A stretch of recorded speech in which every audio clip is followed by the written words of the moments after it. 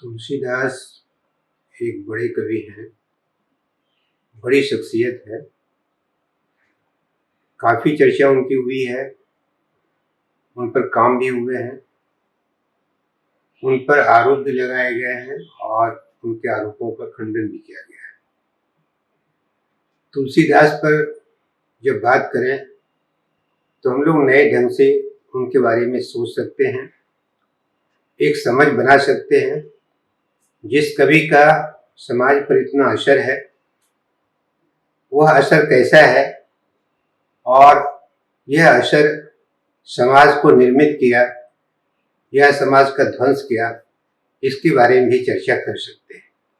इसके पूर्व कि तुलसीदास की शख्सियत और उसके काव्य और उसकी साधनाओं के बारे में बात करें, हम लोग उनकी दिनचर्या के बारे में, उनके जन्म के बारे में, उनकी मृत्यु के बारे में, उनकी रचनाओं के बारे में पहले चर्चा कर लें। जन्म बेनी माधव दास और महात्मा रघुवर दास ने माना कि 1497 ईस्वी में हुआ। शिव सिंह की किताब है शिव सिंह सरोज, जिसमें उन्होंने 1516 ईस्वी माना। जॉर्ज ग्रियर्सन और राम गुलाम द्विवेदी ने 1532 ईस्वी माना।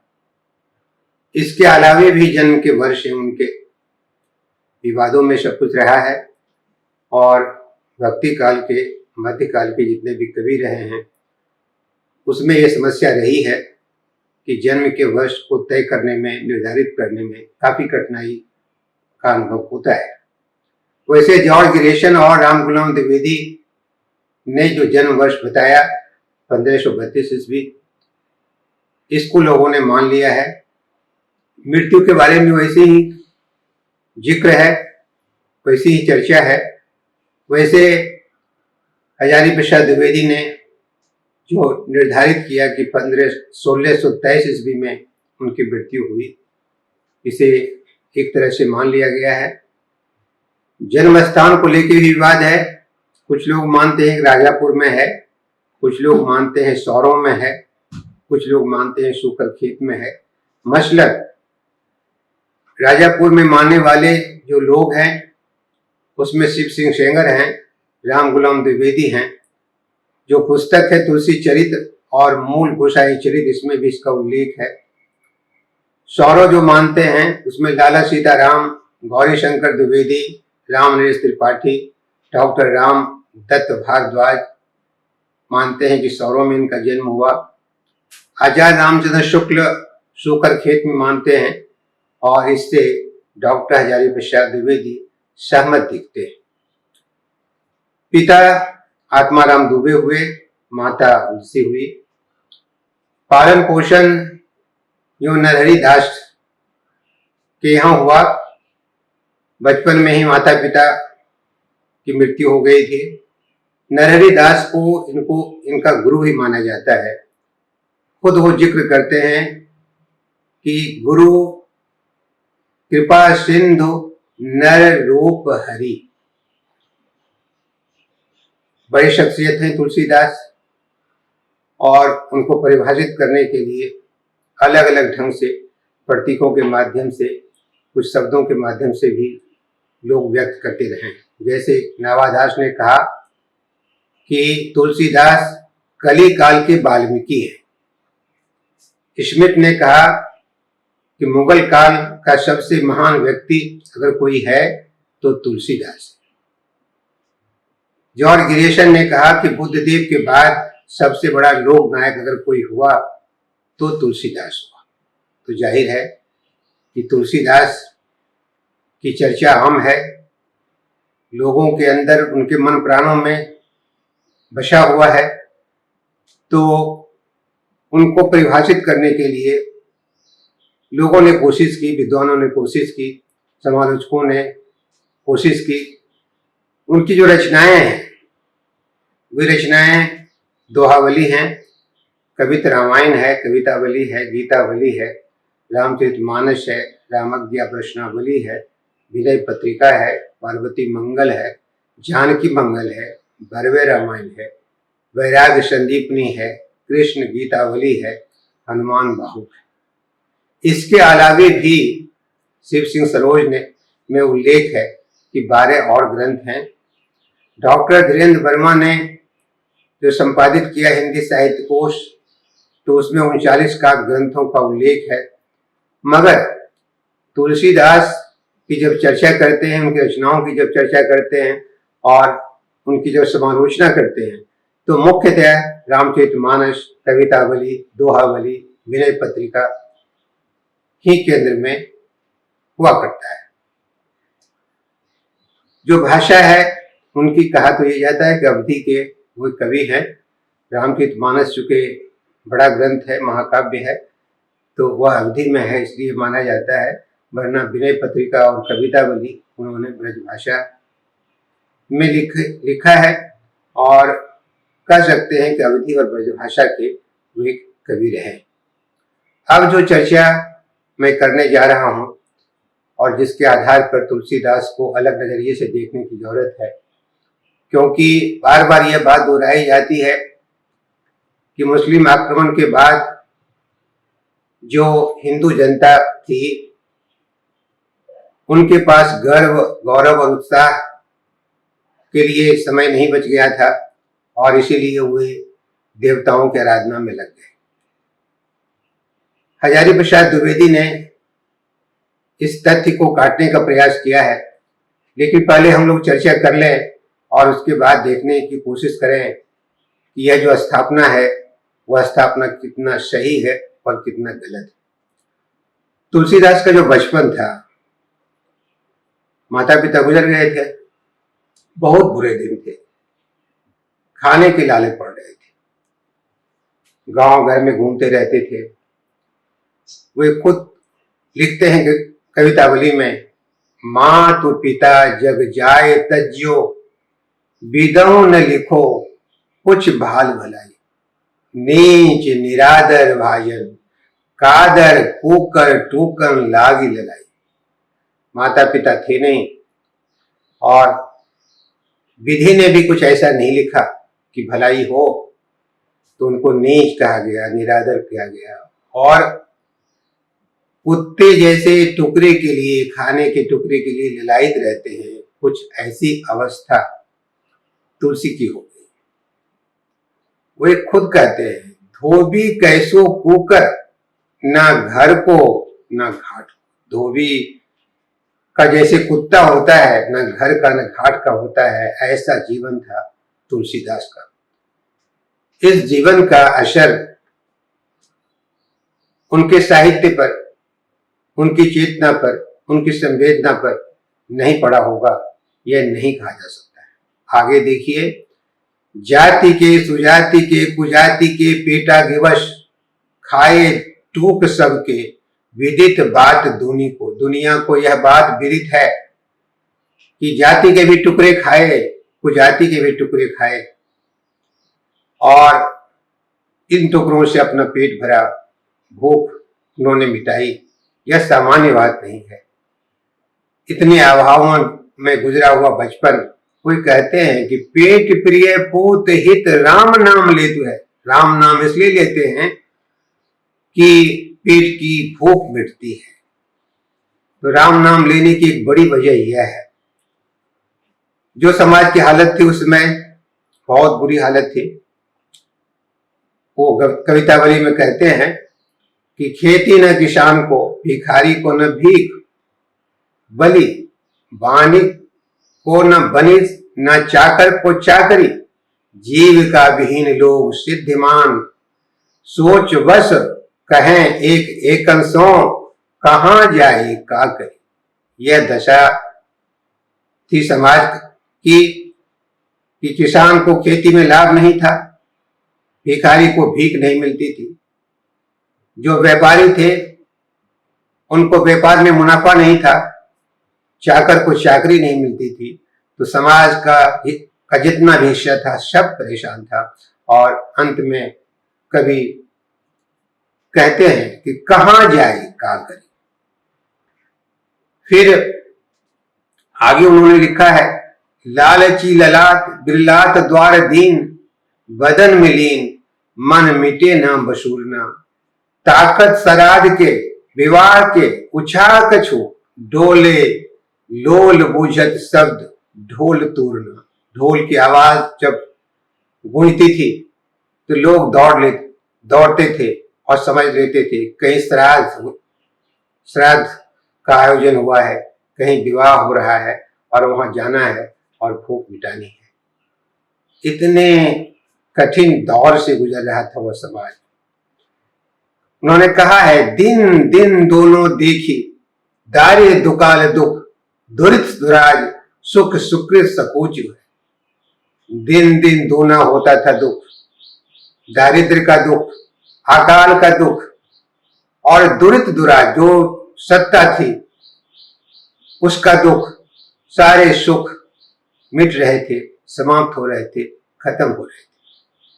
कली कराल दुकाल दारुण सबको हाथी कुसा, जो विनय पत्रिका में कहते हैं। कहने का अर्थ ये कि तुलसीदास जिस समय हुए वह समय बहुत कठिन था, बहुत कठिन दौर था, सब कुछ टूट बिखर रहा था और इस समाज की टूटन और बिखराव का असर तुलसी की चेतना पर पड़ रहा था। तीसरी बात जो थी, उन्होंने कई बार रामचरितमानस में भी, कवितावली दोहावली में भी और विनय पत्रिका में भी वर्णाश्रम के लोक पर अपनी चिंता जाहिर की है। कहते हैं कि बरन धर्म गयो आश्रम निवास तज्यो त्रासन चकित सौ परावनो परोशो है कर्म उपासना कुवासना विनाश्यो ज्ञान वचन विराग वेश जगत हरिशो है। तो ऐसी दशा थी, वर्णाश्रम का लोप हो रहा था, जातियां टूट रही थी और इसी वजह से वो आगे कहते हैं कि गोरख जगायो जोग भक्ति भगायो। गोरख ने योग का जागरण कर दिया तो भक्ति यहां से भाग गई। निगम योग तोसो कली ही छरोसो है। यह दशा थी, वर्णाश्रम को लेकर उनको चिंता थी। समाज जिस पर संगठित था वह बिखर रहा था। एक पद में यह भी कहते हैं, मेरी जाति पाति ना चाहो काहो की जाति पाति मेरे को काम को ना हो काहू के काम को। तो यह द्वंद्व था। एक तरफ तो वर्णाश्रम की रक्षा चाहते थे, दूसरी तरफ जाति पाति के बारे में वो कहते थे कि ना वह मेरे काम का है ना और किसी के काम का है। आचार्य शुक्ल ने कहा है अपने इतिहास में, और तुलसी पर जो उन्होंने ग्रंथ लिखा है, गोस्वामी का समाज का आदर्श वही है जिसका निरूपण वेद पुराण स्मृति आदि में है, अर्थात वर्णाश्रम धर्म की पूर्ण प्रतिष्ठा। लेकिन तुलसी का मूल्यांकन जब हो तो कवितावली दोहावली विनय पत्रिका हनुमान बाहु को ना भूला जाए। हिंदी में यह कोशिश हुई कि इन ग्रंथों को भूल करके उनका मूल्यांकन लोग करते रहे हैं। नतीजा है कि गलत निष्कर्ष पर वे आते हैं। चौथी जो बात थी कि देह में उनको पीड़ा थी, शिव को पुकारते थे, हनुमान को पुकारते थे। कवितावली में कहते हैं, तुलसी बिकल पाही पचत कुपीर हो मारिए तो अनायास काशीवास खास फल जाइए तो कृपा करे निरोग शरीर हो। या तो शरीर निरोग हो जाए या फिर मार दें। शिव से कहते हैं कि कम से कम काशी वास तो होगा। हनुमान बाहुक में कहते हैं, पाए पीर पेट पीर बाह पीर मुंह पीर जर जर शकल शरीर पीरमयी है। हनुमान बाहुक में तो कई पद हैं जिसमें अपनी पीड़ा व्यक्त करते हैं, हनुमान से प्रार्थना करते हैं और कहते हैं कि उनकी पीड़ा हर ली जाए, दूर कर दी जाए। दोहावली में कहते हैं, महावीर बांकुरो बरा की बाह पीर क्यों ना लंकनी ज्यों लात घाती मरोरी मारिए बाहु बिटप सुख विहंग थलो लगी कुपीर कुआगी। जाहिर है कि शरीर भी अशक्त था, पीड़ा में से गुजर रहा था। मैंने कई चीजों का जिक्र किया और इनके काव्य की अगर आलोचना हो विस्तार से तो आप देखेंगे कि ये सारी चीजें हैं। समाज की दशा, उनकी बचपन की दशा, उनकी संवेदना, उनकी चिंता, उनकी संवेदना, और अगर इनको छोड़कर उनके साहित्य का विवेचन करते हैं, अपने मन में बात लाते हैं और उसके आधार पर आरोपित करते हैं, तो तुलसी के साथ भी अन्याय करते हैं। जब भक्ति की शुरुआत हुई तो कहा गया कि दक्षिण से भक्ति लाई रामानंद ने उत्तर की ओर, और उस भक्ति को फैलाया कबीर ने। और कबीर की भक्ति के बाद जब जायसी और सूर और तुलसी हुए तो भक्ति का और भी विस्तार हुआ। हमें नहीं भूलना चाहिए कि जब मंदिर तोड़े जा रहे थे उत्तर में, तो भक्ति का प्रवाह दक्षिण में हो रहा था। हजारी प्रसाद द्विवेदी ने अपनी किताब में विस्तार से इसकी बात कही।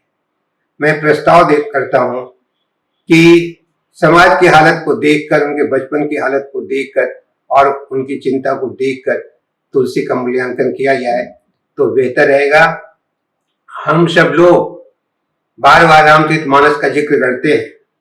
रामचरितमानस में भी जो उत्तरकांड है और जो बालकांड का पूर्व का हिस्सा है, अगर उसको ठीक से देखा जाए तो दूसरी तरह के भी निष्कर्ष आते हैं।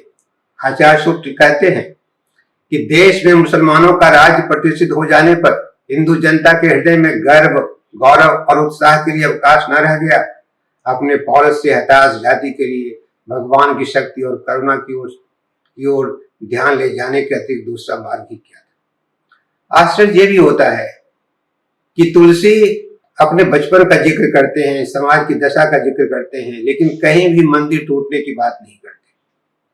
कहीं भी ऐसी बात नहीं करते कि मुस्लिम आक्रमण की वजह से यह घटना घट रही है। हाँ, गोरखनाथ का जिक्र करते हैं, कबीर का जिक्र करते हैं, निर्गुण पंक्तियों पर हमला करते हैं, अपने जीवन के बारे में लिखते हैं।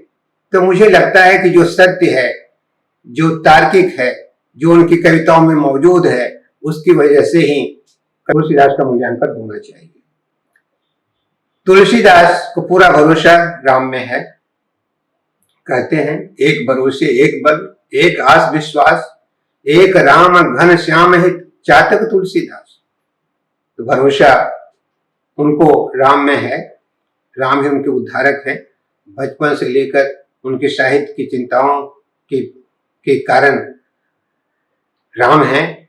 कहते हैं कि राम के पास पहुंचना है तो सूधे मन, सूधे वचन, सूधी सब करतूती, तुलसी सूधी सकल विधि, रघुवर प्रेम प्रसूति। पहुंचना है राम के पास तो मन सीधा हो, सरल हो, वचन भी, और जो काम हो, जो कर्म हो, वह भी। रामचरितमानस निश्चित तौर से महाकाव्य है, महान काव्य है, और आज भी उत्तर भारत के घरों में रामचरितमानस का पाठ होता है। बड़े बड़े समारोह भी होते हैं और इसके आधार पर राम की कथाएं भी कही जाती हैं। इनकी कुछ खासियत है कि मसलन कथा काव्य के सब अवयवों का उचित समीकरण है। उचित समीकरण का मतलब है कि जो इतिवृत्त है, वस्तु व्यापार वर्णन है, भाव व्यंजना है, संवाद का संयोजन है, वह उचित मात्रा में है। दूसरी बात है कि कथा के मार्मिक स्थलों की पहचान तुलसी के पास थी। प्रसंगानुकूल भाषा है, श्रृंगार का श्रेष्ठ वर्णन है, और जो छंद है वो चौपाई है, दोहे है, सोरठे है, हरिगीत का है। और राम की कथा आज भी प्रचलित है। आप जानते हैं कि समारोह होते हैं, लोग सुनने आते हैं। कवितावली जो उनकी है वो कवित सवैया पद्धति की है। रामचंद्र शुक्ल कहते हैं कि गोस्वामी जी के वचनों में हृदय को स्पर्श करने की जो शक्ति है वह अन्यत्र दुर्लभ है। उनकी वाणी के प्रभाव से आज भी हिंदू भक्त अवसर के अनुसार सौंदर्य पर मुग्ध होता है, महत्व पर श्रद्धा करता है, शील की ओर प्रवृत्त होता है, सन्मार्ग पर पैर रखता है, विपत्ति में धैर्य धारण करता है, कठिन कर्म में उत्साहित होता है, दया से आर्द्र होता है, बुराई पर ग्लानि करता है, शिष्टता का अवलंबन करता है और मानव जीवन के महत्व का अनुभव करता है। आचार्य रामचंद्र शुक्ल ग्रंथावली भाग 1 पृष्ठ 345। डॉक्टर हजारी प्रसाद द्विवेदी कहते हैं कि तुलसीदास को जो अभूतपूर्व सफलता मिली उसका कारण यह था कि वे समन्वय की विशाल बुद्धि लेकर उत्पन्न हुए थे। भारतवर्ष का लोकनायक वही हो सकता है जो समन्वय करने का अपार धैर्य लेकर आया हो।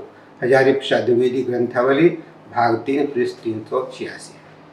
मुझे लगता है कि जब यह स्थापना होती है कि समन्वय की विशाल बुद्धि लेकर उत्पन्न हुए थे, तो क्या कारण था कि वे वर्णाश्रम की स्थापना कर रहे थे। वर्णाश्रम को स्थापित करते हुए आप समन्वय की बात कैसे कर सकते हैं। समाज में अगर किसी को ऊंच और नीच माना जाता है, वर्णाश्रम का वह आधार बनता है और उसके आधार पर किसी की उपेक्षा होती है, तो मुझे लगता है कि ऐसी स्थापना के बारे में भी पुनर्विचार होना चाहिए और तुलसी का सर्वांगीण अध्ययन होना चाहिए और उनके जो ग्रंथ हैं, ग्रंथों में जो उनकी संवेदना है, जो उनके विचार हैं, जो तथ्य हैं, समाज का जो अवलोकन है, उसको केंद्र में रखकर तुलसी का मूल्यांकन हो तो तुलसी के बारे में जो समझ है वो ज़्यादा सुंदर और ज़्यादा बेहतर हो सकेगी। इसी आशा और विश्वास के साथ आप सबों को धन्यवाद, बार बार धन्यवाद।